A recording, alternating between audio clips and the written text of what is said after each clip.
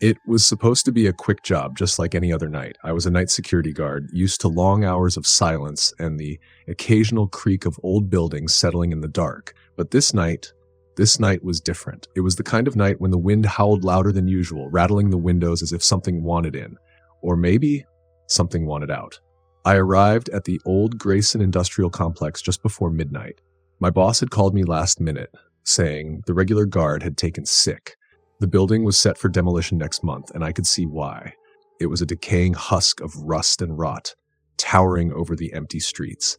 The complex had been abandoned for years, but local kids whispered stories of ghosts and strange figures that prowled its halls after dark. I never believed in that sort of thing, until that night. The moment I stepped inside, I could feel the weight of the place. The air was thick, heavy, like walking through a fog of misery. Dust filled every crevice, settling on the cracked tiles and broken windows. The hallways stretched on endlessly, rows of flickering lights casting long shadows that seemed to move when I wasn't looking. I made my rounds, moving between the crumbling walls and forgotten rooms. Everything was quiet.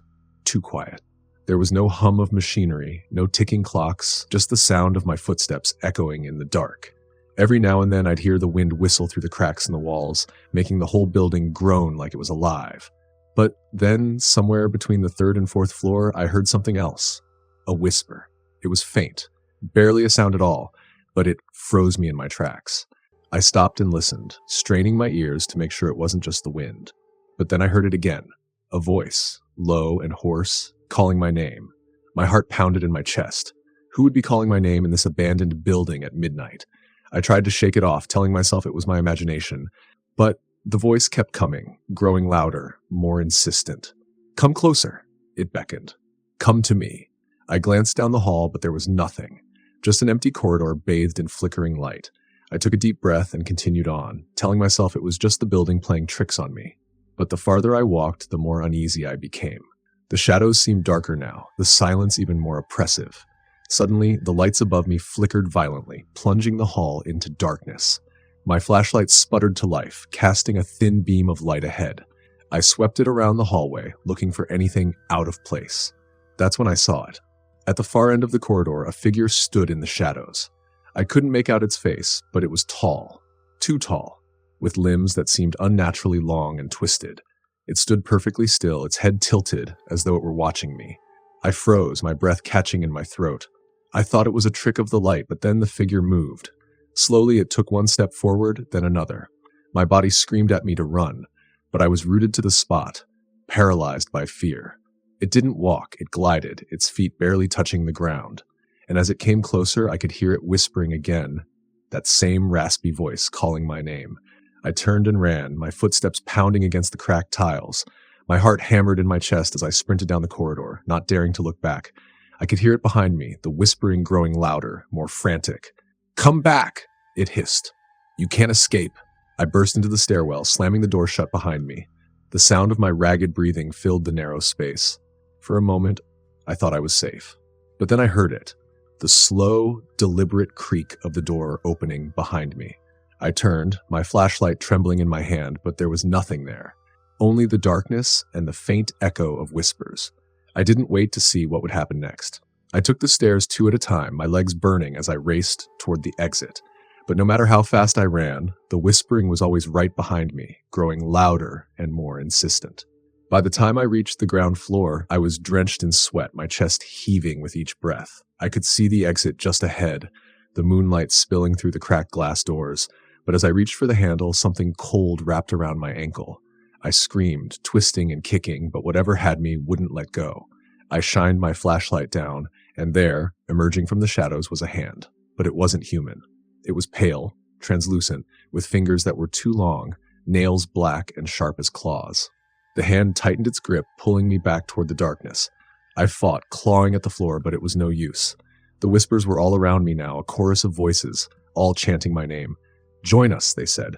You belong here. I felt myself being dragged back, inch by inch, the darkness closing in. I screamed again, but my voice was swallowed by the void. The last thing I saw before the blackness took me was that figure, standing just beyond the door, watching, waiting. And then, silence. I don't know how long I've been here. Time doesn't exist in this place. But I'm not alone. The whispers, they never stop. They're always here in the dark, calling out to the living, waiting for someone else to join us. Waiting for you. Story the end. Story number 2. It was late, past midnight, and the rain was coming down in sheets, making it almost impossible to see the road ahead. I had been driving for hours, just trying to get home after a long shift at work. The highway was deserted, not a single car in sight. The only sounds were the rhythmic swish of the wipers and the steady drum of rain hitting the roof of my car. I was exhausted, my eyelids heavy. I flicked on the radio, hoping some music would keep me awake, but all I got was static. I kept flipping through the stations, but nothing came through clearly. That's when I saw it, just up ahead on the side of the road. A figure standing in the rain, barely visible through the downpour. My heart skipped a beat. What was someone doing out here in the middle of nowhere at this time of night? As I got closer, I could make out more details. It was a woman, soaked to the bone, her long hair clinging to her face. She wasn't waving for help, just standing there, staring at the ground. Every instinct told me to keep driving, to not get involved, but something about her made me slow down. Maybe it was guilt, or maybe it was just the eerie isolation of the road, but I pulled over and rolled down the window slightly. "Hey, do you need a ride?" I called out, trying to make myself heard over the rain. She didn't answer right away, just slowly lifted her head to look at me. Her face was pale, and her eyes, there was something wrong with them. They were dark, like two bottomless pits. For a moment, I regretted stopping, but before I could drive off, she nodded slowly. I unlocked the passenger door, and she climbed in without a word. Water dripped from her clothes, soaking into the seat. She kept her head down, her hair hanging like a curtain over her face. The air in the car grew colder the moment she shut the door, and an uneasy feeling settled in my gut. "You all right?" I asked, trying to make conversation, but she didn't respond. She just sat there, motionless, her hands resting in her lap, her skin as white as bone. I started driving again, feeling more and more uncomfortable with every passing minute. The road stretched ahead, dark and endless, and the rain kept pounding on the roof. I glanced at her out of the corner of my eye. She hadn't moved, not a single inch. "So, where are you headed?" I tried again, forcing a nervous chuckle. Nothing. No response. She didn't even turn her head. Her silence was oppressive, and the coldness in the car was getting worse, like someone had cranked up the AC, but I hadn't touched it. That's when I noticed it, in the rearview mirror. Something was off. The back seat, which had been empty when I started driving, wasn't empty anymore. There was a shape back there, a shadow, barely visible in the dim light. My heart leapt into my throat. I looked over my shoulder, but the back seat was empty. I must be imagining things. It had to be the exhaustion, I told myself. Just keep driving. Just get home. But when I glanced at the mirror again, the shadow was back. Darker this time. Clearer. And it was closer, sitting directly behind the woman in the passenger seat. My pulse quickened, and I could feel the cold sweat forming on the back of my neck. I gripped the steering wheel tighter, trying to stay calm. Did you see that?" I asked her, my voice trembling. She didn't respond, didn't move. The only sound was her slow, raspy breathing, almost as if she was struggling for air. I looked at the mirror again. The shadow was still there, and it was no longer just a vague shape. It had taken form, twisted, distorted, like a person, but not. Its face was a blur, but I could see its eyes, gleaming unnaturally in the dim light, watching me. My breath caught in my throat. I slammed on the brakes. The car skidded to a stop on the wet road. I couldn't take it anymore. I had to get her out of the car. Something was wrong. Terribly wrong. "We're here," I lied, my voice barely steady. "You should get out now." She didn't react at first, just sat there, her head still bowed, but slowly she turned to face me. Her eyes, those empty, dark eyes, locked onto mine, and I felt a chill run down my spine. Her lips parted, but no sound came out at first. And then in a voice that was barely a whisper, she spoke. "He's still with me." I froze. My blood turned to ice. The shadow in the back seat shifted. It was moving now, crawling closer, its hands reaching forward, long fingers stretching toward the woman's neck. I couldn't move. I couldn't breathe.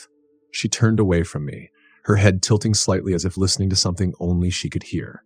Then she slowly opened the door and stepped out into the rain, leaving the passenger door wide open. I watched her walk away, her figure fading into the downpour. But the shadow, it was still there. I could see it, standing in the road, just outside the open door, watching me. I slammed the door shut and hit the gas, my tires screeching as I sped away, the rain blurring my vision. My heart was pounding in my chest, my hands shaking on the steering wheel. I didn't stop, didn't slow down until I was miles away, back on familiar streets. I pulled into my driveway, my mind racing, trying to make sense of what had just happened. But when I turned off the engine and looked into the rearview mirror one last time, my stomach dropped. There, sitting in the back seat, was the shadow. Story number 3. I always thought people were just exaggerating. Ghost stories, haunted houses, it's the stuff of movies, right? Until I found myself in the middle of one. It happened at Briarwood Manor, an old, crumbling estate on the outskirts of town, abandoned for decades. Locals whispered stories about it, a place so sinister even time itself avoided it. And I, being an amateur filmmaker and always looking for something thrilling to post, thought it'd make for the perfect setting for my next horror video. I arrived just before sunset. The trees surrounding the manor stretched out like bony hands, their leaves already dead and dry, crackling in the wind. The air was heavy, as though it knew I shouldn't be there. But I pushed forward. The moment I stepped onto the manor's overgrown front lawn, an odd sensation washed over me. A chill, like icy fingers grazing my skin. I shrugged it off. Nerves, I told myself. Just nerves. I was armed with my camera, a flashlight, and the adrenaline of a good scare. What could go wrong? The front door was already ajar, creaking on its rusted hinges. I hesitated, staring into the dark void beyond it. Something inside me told me to leave, but I ignored it. I wanted to catch something terrifying, something that would boost my views. And that's exactly what I got. The manor smelled of mildew and decay. The walls were peeling, and the wooden floor creaked with every step I took. My flashlight flickered as I scanned the hallway. Cobwebs draped the corners, and the air was thick with dust. I started recording, narrating the history of the house, how it had once belonged to the Briarwood family, a wealthy, influential family whose sudden disappearance in the late 1800s had become the stuff of legend. Some say their spirits still roam these halls, I whispered to the camera, trying to sound dramatic.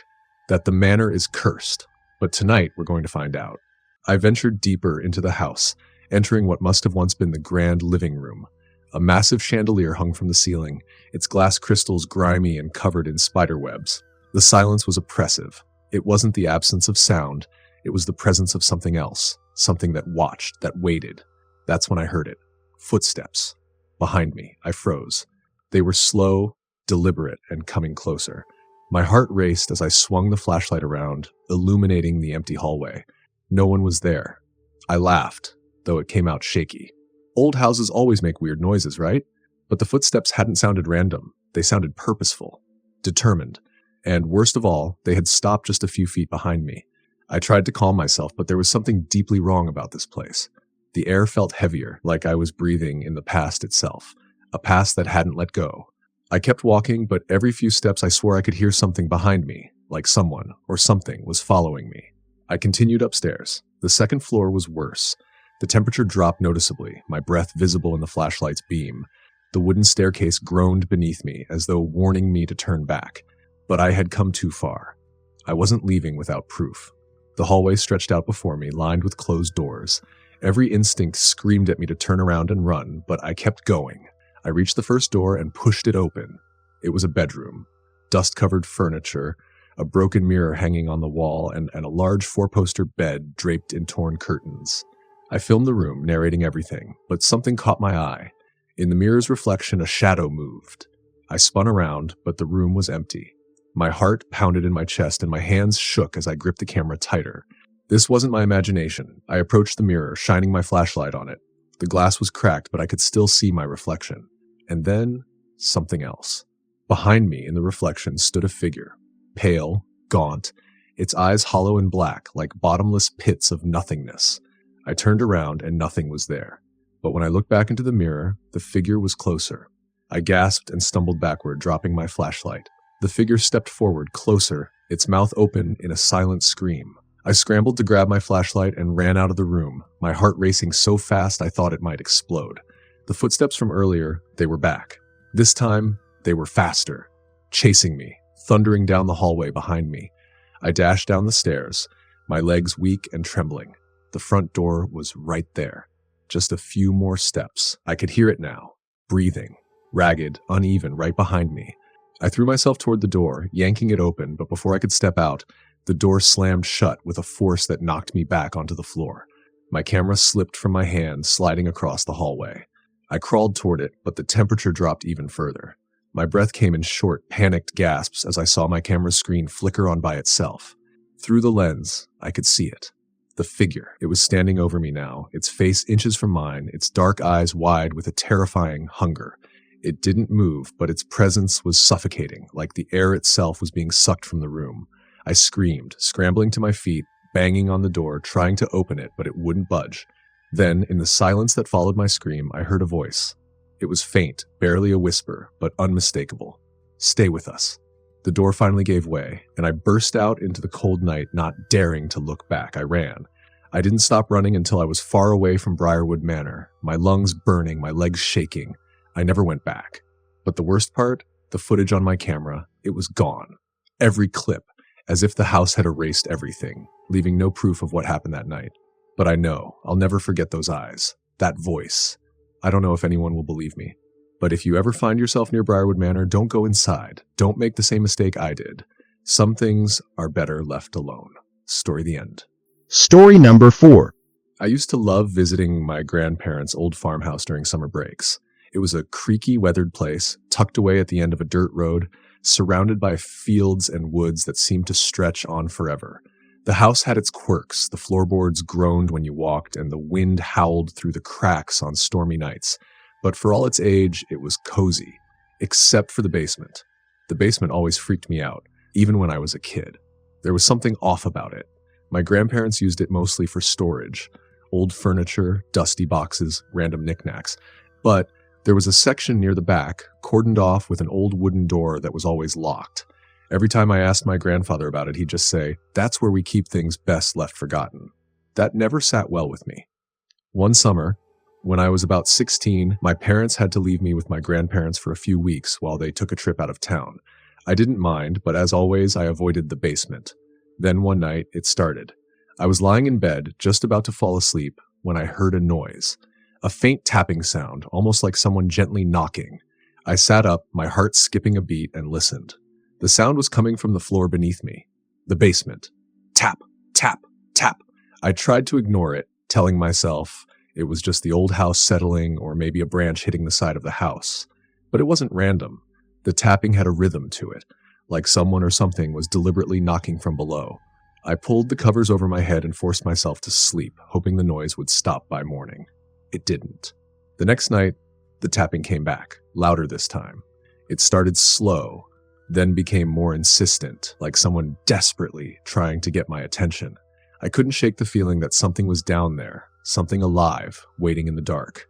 I decided to investigate. Maybe it was just a pipe or an animal that had gotten trapped.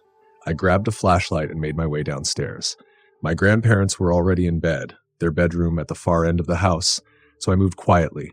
The old floorboards creaked under my weight as I descended into the basement. The air down there was cool and damp, the smell of mildew thick. I stood at the bottom of the stairs, shining my flashlight over the boxes and old furniture. Nothing seemed out of place. The tapping had stopped the moment I opened the door, as if whatever was making the noise knew I was coming. I approached the back of the basement, where that old wooden door stood. Locked, as always. My curiosity was stronger than my fear at that point, and I couldn't help myself. I reached for the doorknob, and to my surprise, it turned easily in my hand. The lock had been broken. The door creaked open, revealing a small, cramped room. It was empty, save for a single chest in the corner. The chest was old, its wood splintered and cracked with age. Chains wrapped around it, holding the lid tightly shut, secured with a large rusted padlock. Something about it felt wrong, deeply wrong. The tapping started again, this time louder, more urgent. But it wasn't coming from the walls or the pipes. It was coming from inside the chest. I stood there, frozen, listening to the sound. Tap, tap, tap. It was slow at first, then faster. And then a voice. "Let me out," it whispered, so faint I thought I might be imagining it. "Please, let me out." Every instinct screamed at me to run, to get as far away from that chest as possible. But I couldn't move. My hand drifted toward the padlock. It was cold to the touch, as though it had been sitting in ice. The voice came again, more insistent. "Please, I'm trapped. Let me out." I shook my head, backing away from the chest, but my legs felt weak.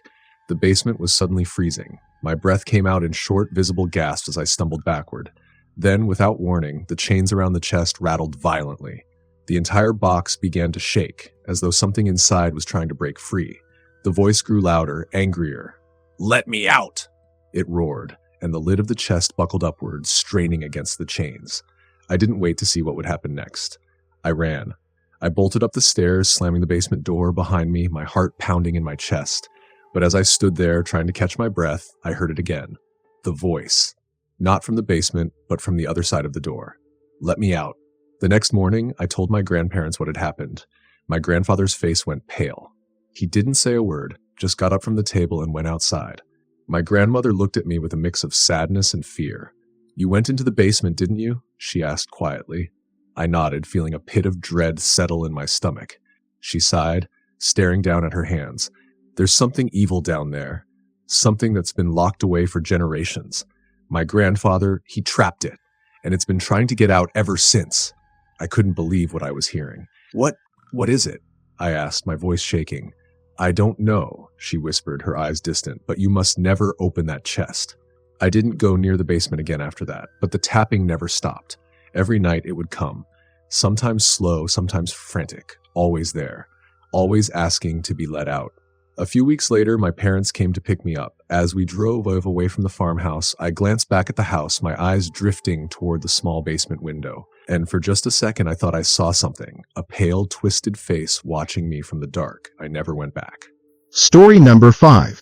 I had always been a skeptic when it came to the supernatural. Ghosts, curses, haunted places, those were just tales told around campfires to scare kids. At least that's what I thought until the night I ventured into the Whispering Woods. It was a dare.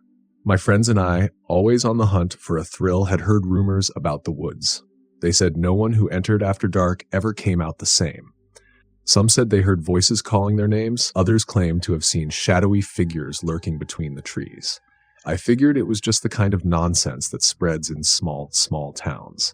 So when my buddy Matt dared me to spend the night in the heart of the forest, I didn't hesitate. I grabbed a flashlight, packed some snacks, and headed out just before dusk. The air felt different as soon as I crossed the threshold into the woods. It was thick, almost suffocating, as though the trees themselves were watching me, judging me for trespassing. But I shrugged it off. My friends were probably watching from a distance, ready to jump out and scare me at any moment. The deeper I went, the quieter it got. The usual sounds of the forest, chirping crickets, rustling leaves, had faded into an eerie silence. Even the wind seemed to avoid this place. My flashlight beam flickered, casting long, distorted shadows across the forest floor. I couldn't shake the feeling that something was wrong, but I pressed on. After about an hour, I found a small clearing. I set up camp there, tossing down my sleeping bag and cracking open a soda. I turned on my flashlight, its dim glow barely cutting through the growing darkness around me. The trees loomed overhead, their branches twisting together like gnarled hands, blocking out the moonlight. I was alone, or so I thought. It started as a whisper. At first, I figured it was just the wind slipping through the trees, but then I heard it again, clearer this time. My name. I froze, my heart hammering in my chest. "Matt, you out there?" I called out, standing up and spinning in a slow circle, shining the flashlight into the darkness. No answer. I took a deep breath, trying to convince myself that I was hearing things, but the whispers came again, louder, closer. My name repeated over and over, like someone was standing just behind me. I turned around, shining my light into the trees. Nothing, but the feeling of being watched. It crept up my spine like icy fingers. My name, louder now, clear as day. And it wasn't just one voice, it was several, all overlapping, all calling for me. "Come closer," they seemed to say. "We've been waiting." Panic set in. I knew something was wrong, terribly wrong, but I refused to believe it. There had to be a logical explanation. Maybe my friends had set up some kind of trick to mess with me. It wouldn't have been the first time. "Very funny!" I shouted into the void, my voice shaking slightly. "You can come out now!" But there was no laughter, no footsteps, just silence. And then, without warning, the flashlight went out. The darkness swallowed me whole. I fumbled with it, smacking it against my palm, but it wouldn't turn back on. That's when I saw them. Figures just at the edge of the clearing. My eyes adjusted to the dark enough to see their outlines, but they didn't move. They just stood there, watching. "Matt?"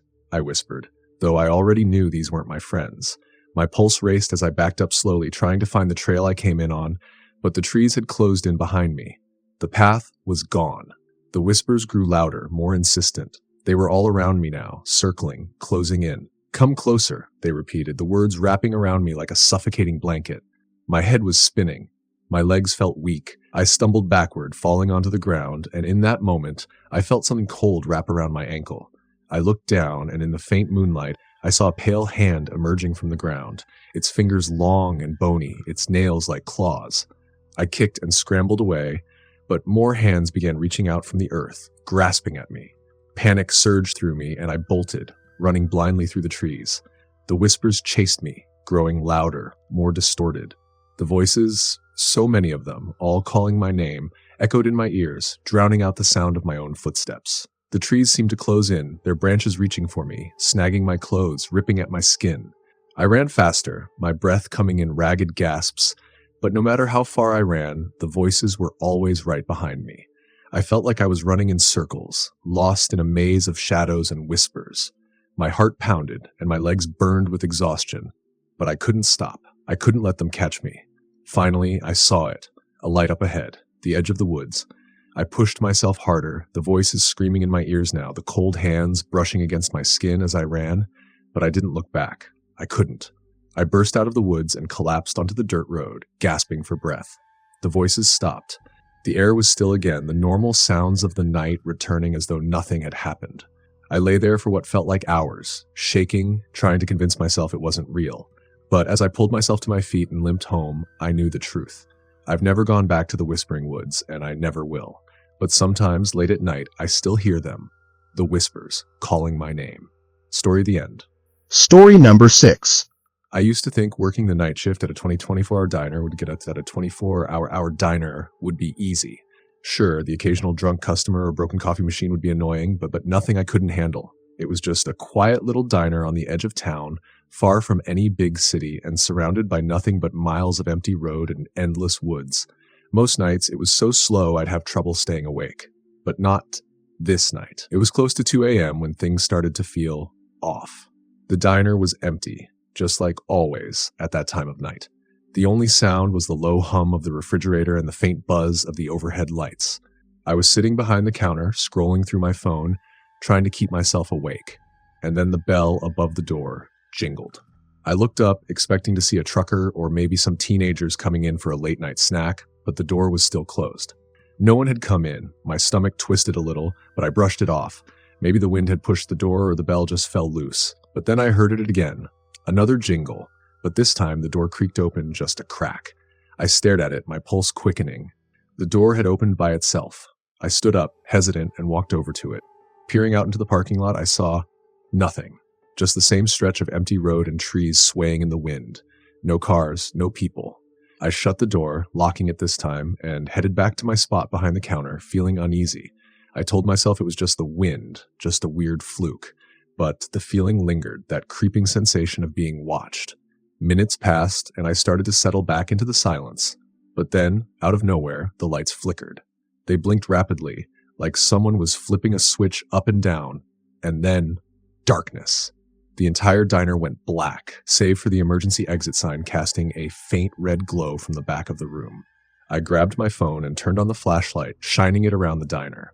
Everything looked the same, but the air felt heavier, like the building itself was holding its breath. My hands shook as I fumbled with the breaker box in the back, flipping the switches one by one, hoping the lights would come back on. And they did, just as suddenly as they'd gone out. I sighed in relief and made my way back to the front. But as I rounded the corner, I froze. Someone was sitting at one of the booths. I hadn't heard anyone come in. There had been no jingle of the bell, no creak of the door, but there they were, sitting completely still, their back to me. A figure, slouched over, shoulders hunched beneath a long, tattered coat. I couldn't make out much in the dim light, but I could see that they weren't moving. Excuse me, I called out, trying to keep my voice steady. We're closed. The figure didn't move. I walked closer, my feet dragging like they were glued to the floor. Hey, buddy, I said louder this time, just a few feet away now. You okay? Still, no response. I took another step, my heart pounding in my ears, and then, with a slow, deliberate movement, the figure's head turned toward me. But there was no face. The coat shifted as it turned, and I saw it. the hollow blackness where a face should have been. No eyes, no mouth, just a void, as if the person had been erased. A cold chill ran down my spine, and I stumbled backward, my legs nearly giving out beneath me. "Get out!" I gasped, my voice barely above a whisper. The figure didn't move, but I felt it. Something dark, something ancient and cold, like death itself, radiating from the void where its face should be.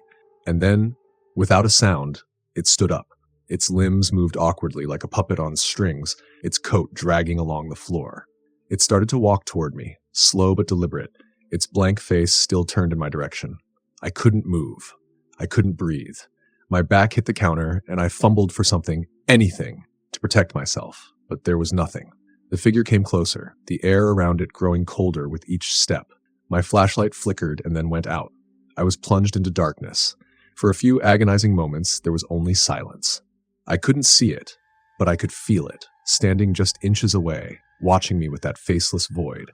My breath came in ragged gasps, and I waited, paralyzed by terror for whatever was going to happen next. And then, as suddenly as it had appeared, the cold lifted. The lights flickered back on, and the figure was gone. The diner was empty again, as if nothing had happened. But I knew it had. I backed away slowly, grabbing my phone and keys off the counter. I wasn't staying here another second. As I headed for the door, my hand on the lock, I heard it again, the faint jingle of the bell. I turned, heart pounding, expecting to see the figure standing there once more. But there was nothing. I sprinted out of the diner, not stopping until I was in my car with the doors locked. As I drove away, I glanced in the rearview mirror. Back at the diner, now a small speck in the distance. And in the window, I saw it, the faint outline of a figure standing behind the glass, watching me leave. Story the end. Story number 7. It was late, past midnight, when I first heard the knock. At first I thought it was just the wind. My house was old, and the walls had a tendency to creak when the weather turned cold. But the sound was too deliberate, too rhythmic, to be anything but a knock. 3 taps, slow, purposeful. I sat up in bed, straining to listen. The house was silent, save for the low hum of the refrigerator in the kitchen downstairs. My heart quickened. Who would be knocking on my door at this hour? I glanced at the clock. 12:34 a.m. Maybe it was just a prank. Kids messing around. I told myself that as I threw the blankets aside and padded quietly down the hall, the floorboards groaning beneath my feet. The knocking came again. 3 knocks, each one louder than the last. I crept down the stairs, my mind racing with all the reasons this didn't feel right. By the time I reached the front door, my heart was pounding. The peephole offered a warped view of my front porch. I squinted into it, expecting to see an empty stoop or maybe a shadow moving in the distance. But what I saw made my stomach drop. There was someone standing there. A figure, cloaked in shadow, stood just beyond the porch light. Their features were obscured, but I could see their silhouette, a tall figure, unnaturally thin, with long, bony arms hanging by their sides. They didn't move, didn't fidget, just stood there like they'd been waiting for me all night. I felt a wave of cold dread wash over me. "Who's there?" I called out, trying to keep my voice steady. No answer. The figure didn't move, didn't react. They just stood there, staring. Though I couldn't see their face, I could feel their eyes on me, piercing through the door like they knew I was watching. I took a deep breath and unlocked the door, though something in my gut screamed at me not to. The moment the lock clicked, the figure moved. Slowly, one hand rose, fingers long and skeletal, and they knocked again. 3 taps. I hesitated, my hand on the doorknob, frozen between the urge to open the door and the primal instinct to lock myself inside and never look out again. Something about this wasn't right. The air felt too still, too cold. I could feel my skin prickling, every nerve in my body on high alert. I pulled back from the door, my heart racing. "What do you want?" I called out, louder this time. Again, no response, just silence. And then the knocking stopped. I pressed my ear to the door, listening intently. Nothing. Had they left? My curiosity was gnawing at me, but I knew something was wrong. I backed away slowly, my mind racing, trying to make sense of what I'd just seen. As I turned to head back upstairs, I heard a noise that made my blood run cold. It was coming from the back of the house, a faint tapping sound, this time on the window in the kitchen. I felt every muscle in my body tense up as I crept toward the kitchen, careful not to make a sound. My footsteps were barely audible on the wooden floor, but in the silence, every movement felt too loud. I reached the kitchen doorway and froze. There, just beyond the window, was the same figure. They were standing outside, their face pressed up against the glass, staring into the house. The porch light didn't reach this far, but the moonlight illuminated just enough for me to see their face, or rather the lack of it. Their skin was pale, almost translucent, stretched too tightly over their skull. Their eyes were sunken, black pits, and there was no mouth. Just smooth, featureless skin where a mouth should have been. I stumbled back, gasping, my heart hammering in my chest. The figure didn't move. They just stood there, staring, watching me with those empty eyes. I ran to the living room, my hands shaking as I fumbled for my phone. I dialed 911, my fingers trembling so badly I almost dropped it. As the phone rang, I glanced toward the window again. The figure was still there, but now they were smiling, except they had no mouth. The skin where their mouth should have been stretched and twisted, forming the grotesque imitation of a smile. My stomach churned, and I fought the urge to be sick. 911, what's your emergency? There's someone outside my house, I stammered, my voice shaking. Can you describe the person, ma'am? The operator asked, her voice calm and steady. I couldn't find the words to describe what I was seeing. How do you explain something that shouldn't exist? They're just staring, I whispered, unable to tear my eyes away from the window. Officers are on their way. Stay inside. Lock all doors and windows. I hung up and bolted the back door, locking every window I passed. My hands were shaking, my breath coming in short, panicked bursts. I could still see the figure, their twisted smile mocking me from the other side of the glass. Minutes felt like hours. I paced the house, glancing out the windows, expecting the figure to appear at every corner, at every shadow. But after what felt like an eternity, the flashing lights of a police car cut through the night. I ran to the door, throwing it open just as the officers approached. "He's out there," I cried, pointing toward the back of the house. "By the kitchen window." The officers exchanged glances and nodded, drawing their flashlights and making their way around the house. I stood there, shivering in the doorway, waiting, hoping that it was over. After a few minutes, they came back around to the front. "There's no one here," one of the officers said, his brow furrowed. I blinked, confused. But I saw them. They were right there." "We checked the perimeter," the other officer said, glancing at his partner. "No signs of anyone. Are you sure?" "I'm not imagining it," I snapped, my voice rising in panic. "They were here." The officers gave me a sympathetic look, but I could see it in their eyes. They didn't believe me. They did a quick check inside the house, assured me everything was fine, and told me to call again if anything else happened. But I knew something was wrong. I knew that thing was still out there, watching, waiting. And when I closed the door and turned back toward the darkened house, I saw it. Standing in the hallway, just at the edge of the shadows, was the figure. Smiling. Story the end. Story number 8. The house had been abandoned for years, left to rot on the outskirts of town, hidden deep within the tangled woods. No one dared go near it, not even the bravest of kids. People whispered that it was cursed, that something evil lived there. Most dismissed it as just an old, forgotten place. Except for me. It had been a normal enough day when my friends dared me to spend the night there. We were just killing time after school, hanging out in the park. When the subject of the old house came up, they all turned to me, their eyes gleaming with excitement.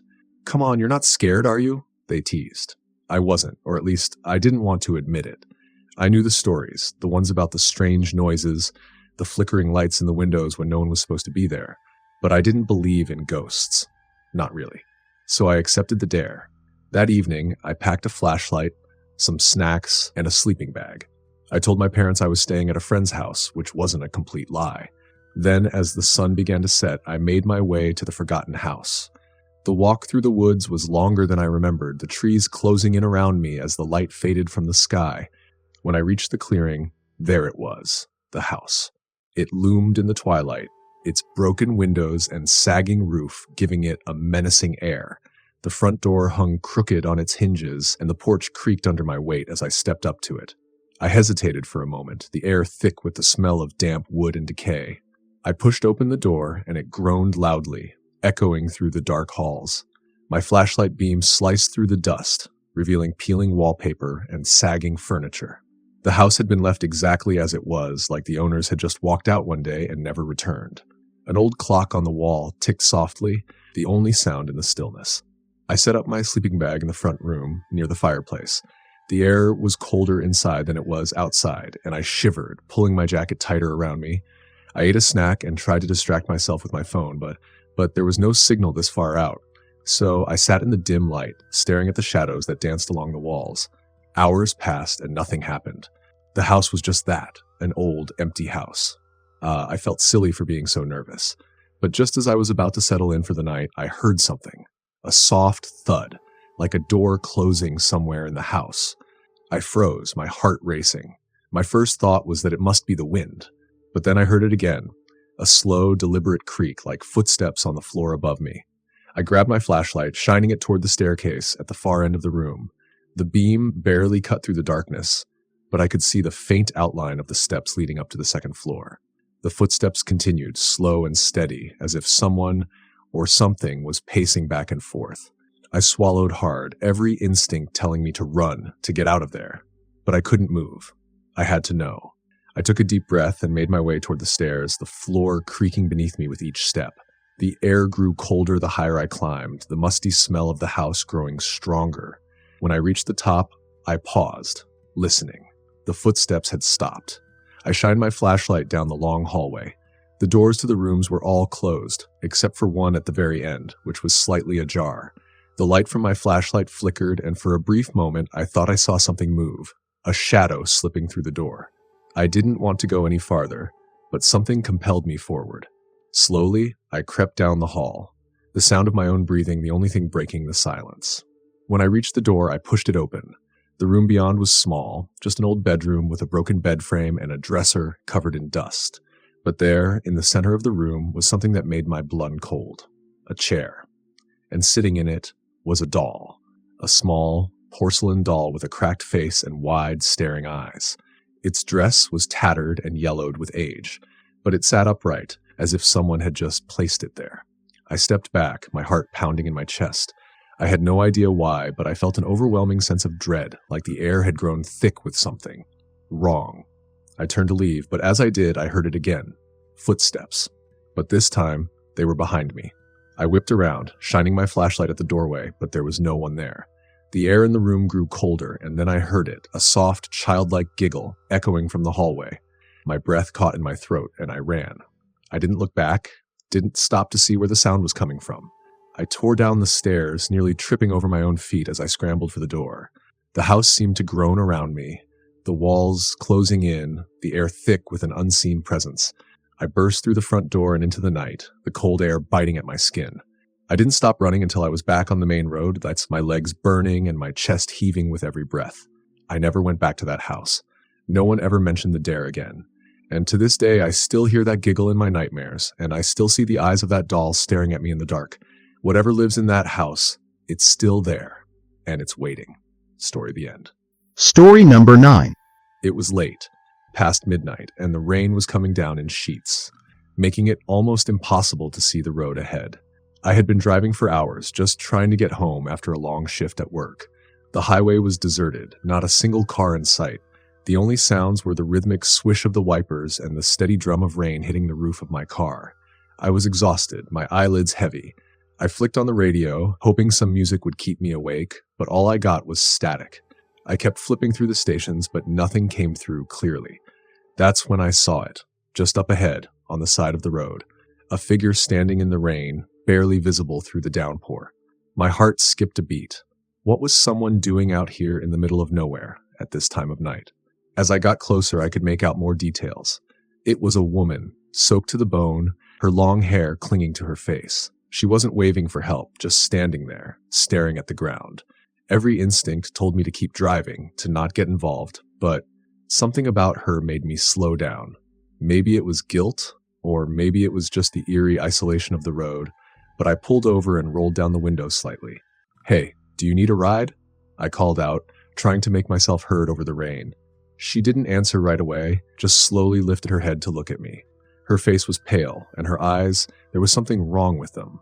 They were dark, too dark, like two bottomless pits. For a moment, I regretted stopping, but before I could drive off, she nodded slowly. I unlocked the passenger door, and she climbed in without a word. Water dripped from her clothes, soaking into the seat. She kept her head down, her hair hanging like a curtain over her face. The air in the car grew colder the moment she shut the door, and an uneasy feeling settled in my gut. "You all right?" I asked, trying to make conversation, but she didn't respond. She just sat there, motionless, her hands resting in her lap, her skin as white as bone. I started driving again, feeling more and more uncomfortable with every passing minute. The road stretched ahead, dark and endless, and the rain kept pounding on the roof. I glanced at her out of the corner of my eye. She hadn't moved, not a single inch. So, where are you headed? I tried again, forcing a nervous chuckle. Nothing. No response. She didn't even turn her head. Her silence was oppressive, and the coldness in the car was getting worse, like someone had cranked up the AC, but I hadn't touched it. That's when I noticed it, in the rearview mirror. Something was off. The back seat, which had been empty when I started driving, wasn't empty anymore. There was a shape back there, a shadow, barely visible in the dim light. My heart leapt into my throat. I looked over my shoulder, but the back seat was empty. I must be imagining things. It had to be the exhaustion, I told myself. Just keep driving, just get home. But when I glanced at the mirror again, the shadow was back. Darker this time, clearer. And it was closer, sitting directly behind the woman in the passenger seat. My pulse quickened and I could feel the cold sweat forming on the back of my neck. I gripped the steering wheel tighter, trying to stay calm. Did you see that? I asked her, my voice trembling. She didn't respond, didn't move. The only sound was her slow, raspy breathing, almost as if she was struggling for air. I looked at the mirror again. The shadow was still there, and it was no longer just a vague shape. It had taken form, twisted, distorted like a person, but not. Its face was a blur, but I could see its eyes gleaming unnaturally in the dim light. Watching me, my breath caught in my throat. I slammed on the brakes. The car skidded to a stop on the wet road. I couldn't take it anymore. I had to get her out of the car. Something was wrong. Terribly wrong. "We're here," I lied, my voice barely steady. "You should get out now." She didn't react at first, just sat there, her head still bowed, but slowly she turned to face me. Her eyes, those empty, dark eyes, locked onto mine, and I felt a chill run down my spine. Her lips parted, but no sound came out at first. And then in a voice that was barely a whisper, she spoke. "He's still with me." I froze. My blood turned to ice. The shadow in the back seat shifted. It was moving now, crawling closer, its hands reaching forward, long fingers stretching toward the woman's neck. I couldn't move. I couldn't breathe. She turned away from me, her head tilting slightly as if listening to something only she could hear. Then she slowly opened the door and stepped out into the rain, leaving the passenger door wide open. I watched her walk away, her figure fading into the downpour, but the shadow, it was still there. I could see it, standing in the road, just outside the open door, watching me. I slammed the door shut and hit the gas, my tires screeching as I sped away, the rain blurring my vision. My heart was pounding in my chest, my hands shaking on the steering wheel. I didn't stop, didn't slow down until I was miles away, back on familiar streets. I pulled into my driveway, my mind racing, trying to make sense of what had just happened. But when I turned off the engine and looked into the rearview mirror one last time, my stomach dropped. There, sitting in the back seat, was the shadow. Story number 10. I moved into the house in the fall, looking for a fresh start. It was an old place, worn with age but sturdy, the kind of house that had a history. The creaky floors and drafty windows gave it character, or so I told myself. The real estate agent had warned me about the attic. It had a broken window that let in the occasional draft, but nothing that couldn't be fixed. I wasn't too concerned. The first few days were uneventful. The house was quiet, and I spent my time unpacking, settling in, and getting used to the isolation. The neighbors lived far apart, and the nearest store was a 15-minute drive. It was peaceful, until the noises started. It began on the 5th night. I was lying in bed, drifting off to sleep when I heard it, a soft thump from above. At first, I thought it was a raccoon or some other animal getting into the attic. The house was old, and the attic hadn't been touched in years, so it wasn't unreasonable to think something had moved in. But then it happened again. This time, it wasn't just a random thump. It was a series of soft, deliberate footsteps, pacing back and forth directly above my bedroom. I lay still, holding my breath, straining to listen. The footsteps continued for a few more moments, then stopped abruptly. My heart was pounding, but I convinced myself it was nothing. A draft, maybe, causing things to shift up there. I pulled the blankets tighter around me and tried to ignore it. The next night, it was worse. I had just turned out the lights when the footsteps started again. Only this time, they weren't slow. They were quick, purposeful, moving across the length of the attic as if someone or something was pacing in frustration. I sat up in bed, my pulse racing. The sound was unmistakable. Someone was in the attic. I grabbed the flashlight from my bedside table and forced myself to get up. My hands were shaking as I made my way down the hallway toward the narrow staircase that led to the attic door. The wooden stairs groaned under my weight as I ascended, my heart pounding with every step. When I reached the door at the top, I hesitated. The air was colder up here, and the draft from the broken window sent a chill down my spine. My hand hovered over the doorknob for a moment, and then I pushed it open. The attic was dark, the single bulb barely casting enough light to reach the corners of the room. Dust hung in the air, and the old wooden beams creaked softly as the wind howled outside. I shone my flashlight around, scanning the room. Nothing. The space was empty. I exhaled, feeling silly for getting so worked up.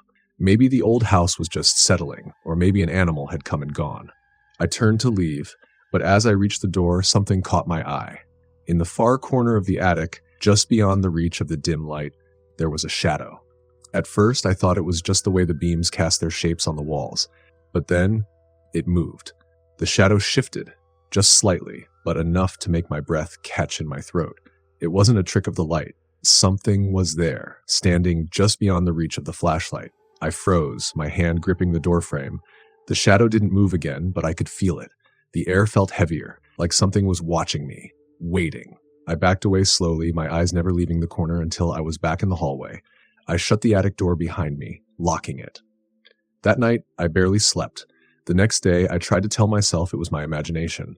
I hadn't seen anything, just a shadow. The old house was playing tricks on me, I told myself, trying to push the creeping fear out of my mind. But deep down, I knew something wasn't right. Over the next week, the noises continued, the footsteps, the pacing, and then something new. A faint whispering, like voices carried on the wind, too quiet to understand, but unmistakably there. Every night, the sounds grew louder, more insistent, as if whatever was in the attic was growing impatient. One night, I heard it, the unmistakable sound of the attic door creaking open. I shot up in bed, my heart racing. The door. I had locked it. The footsteps came again, this time on the stairs, slow and deliberate, as if something was descending from the attic. I threw off the blankets and ran to my bedroom door, slamming it shut and locking it. My hands were trembling as I backed away from the door, listening. The footsteps stopped outside my room. For a moment, there was nothing but silence. Then a slow, deliberate knock on the other side of the door. I held my breath, my back pressed against the wall, every muscle in my body tensed. The knock came again, soft but persistent. And then a voice, faint, like a whisper carried through the walls. "Let me in." I felt my blood run cold. The voice was distant, almost childlike, but there was something else behind it, something dark. "Let me in," it whispered again, more insistent this time. I squeezed my eyes shut, praying that it would stop, that it would go away. But the knocking continued, slow and steady, echoing through the room. I don't know how long I stood there. I pressed against the wall, my heart racing, my breath coming in ragged gasps. But eventually, the knocking stopped. The house fell silent again, but the air still felt heavy, like the presence hadn't truly left. The next morning, I packed my bags and left. I didn't tell anyone what had happened. Who would believe me? The house still stands, old and abandoned, with the attic door that never stays locked, and I still hear that whisper sometimes in the dead of night, echoing in my mind. Let me in.